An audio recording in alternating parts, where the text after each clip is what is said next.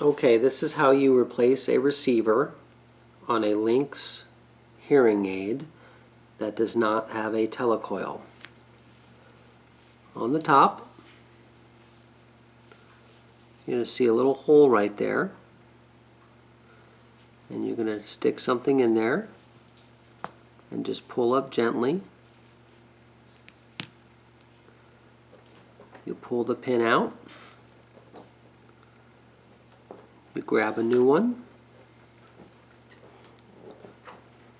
and you slide it back in and close it up.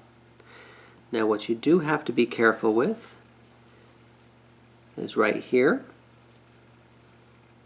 There are pins inside of here, and the older model linx only has 2 pins. The new linx squared has 3 pins. So unless you're careful, you might be using the wrong receiver. And you just simply snap it back in place to lock it in, and that's how you replace the receiver on a resound linx hearing aid.